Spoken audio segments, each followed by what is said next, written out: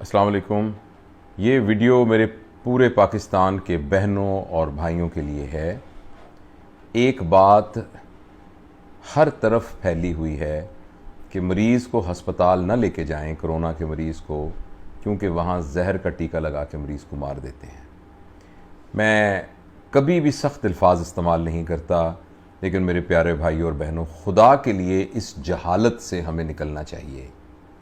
देखिए, दुनिया में प्रोफेशनल नेग्लिजेंस होती है और लोग चीज़ों में मिलावट करते हैं, लोग अपना काम दफ्तरों में सही नहीं करते, डॉक्टर भी निगलेक्ट कर सकते हैं, इस तरीके से और तरह की नेग्लिजेंस होती है।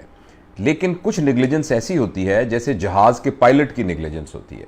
अगर जहाज़ का पायलट नेग्लिजेंस करेगा तो सबसे पहले वो खुद मरेगा। इस वक्त डॉक्टर, नर्सेज, पैरामेडिक्स की हैसियत जहाज़ों के पायलट की हैसियत है। अगर कोई प्रॉब्लम होगा तो उसमें सबसे पहले वो खुद बेचारे जो हैं उसका विक्टिम होंगे और उसका शिकार होंगे। मैं आपको पूरे यकीन के साथ दिलाता हूं कि इस वक्त कोरोना की इस वॉर के अंदर अगर कोई फ्रंट लाइनर है, मैं ये नहीं कह रहा कि पॉलिसी मेकर पॉलिसी नहीं बना रहे और एडमिनिस्ट्रेशन काम नहीं कर रही, मगर वो सारे के सारे पीछे बैठे हुए हैं, जो सीधा का सीधा यानी जो एक फायर लाइन के अंदर है, जो कोरोना को अपने हाथों के साथ और अपने जिस्म के साथ उसको हैंडल कर रहा है, वो सिर्फ डॉक्टर्स हैं, नर्सेज हैं, पैरामेडिक्स हैं, सपोर्ट स्टाफ है, लेबॉर्ट्री के लोग हैं, वो जो डायरेक्ट हेल्थ वर्कर्स हैं वो है। ऐसी सूरत हाल के अंदर हम अपनी बेवकूफ़ी की वजह से और बगैर एहतियात करने की वजह से हमने इस वायरस को पूरे पाकिस्तान में फैलने दिया। फिर ईद के दिनों में पता नहीं हमारे ऊपर क्या पागलपन का दौरा पड़ा कि हमने वो जूतियां नहीं लेने के लिए और चूड़ियां नहीं लेने के लिए और कपड़े लेने के लिए एक पूरा का पूरा एटम बम फोड़ दिया इस वायरस का। उस सारे की वजह से बीमारी इस कदर फैल गई। फिर हमें अकल नहीं है, माफ कीजिएगा मैं बहुत सख्त ज़बान इस्तेमाल कर रहा हूं जो मेरे मिजाज का हिस्सा नहीं है, कि हमें इस बात की अकल नहीं थी कि हमने एक प्रॉपर मेडिकल केयर के अंदर अपने आप को रखना है।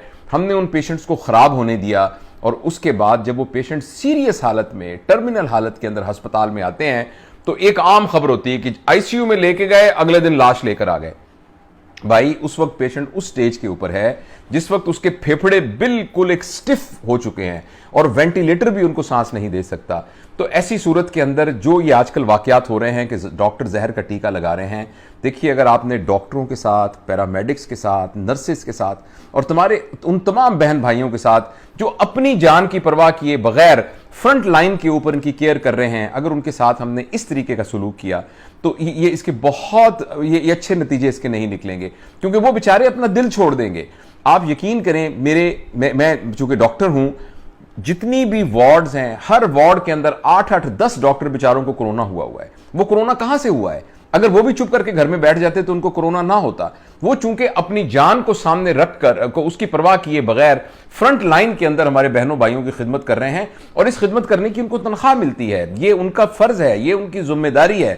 लेकिन आप जरूर इस बात को सोचिए कि जहां अपना अजीज अपने बाप को हाथ लगाने को तैयार नहीं है, अपनी मां को हाथ लगाने को तैयार नहीं है, उसके जनाजे में शिरकत करने को तैयार नहीं है, ऐसी सूरत के अंदर ये लोग आपके ख्याल में सिर्फ तनख्वाह के लिए वहां काम कर रहे हैं? आपके ख्याल में सिर्फ जो तनख्वाह मिलती है उसी की खातिर मजबूरी में ये काम कर रहे हैं? ये जब तक दिल के अंदर जज्बा ना हो, जब तक वो सारे के सारे अहद जो उन्होंने इंसानियत की खिदमत के लिए किए गए हैं वो उनके अंदर ना हो, कोई भी शख्स अपनी जान को हथेली में रखकर इस तरीके से इन मरीजों का इलाज नहीं कर सकता। मैं आपसे गुजारिश करता हूं कि इस क्राइसिस के ज़माने में और इस शदीद एमरजेंसी के ज़माने में हमें मेडिकल, पैरामेडिक्स, नर्सेज और सपोर्ट स्टाफ की मदद करनी है। खुदा के लिए इस तरह की बातें मत फैलाइए, इस तरह की वीडियोस मत फैलाइए जिसके अंदर यह कि एक मरीज मर गया और लोगों ने शीशे तोड़ दिए। भाई, हम वो सारे लोग हैं जो सारी जिंदगी ये कहते रहते हैं कि जिंदगी मौत अल्लाह के हाथ में है, मौत का वक्त मुकर्रर है। लेकिन ऐसे हालात के अंदर आप एक हकीकत पसंदी के साथ बीमारी की नौयत को कैसे सोच सकते हैं? मैं हमेशा अपने मरीजों को यह कहता हूं कि अगर मैं जिंदगी बचा सकता अपने 40 साल तजुर्बे के बावजूद और इतनी सारी डिग्रियों के ढेर के साथ, तो मेरी मां और मेरे वालिद दोनों मेरी आंखों के सामने दुनिया से न जाते, मैं उनको मैं मरने से बचा लेता।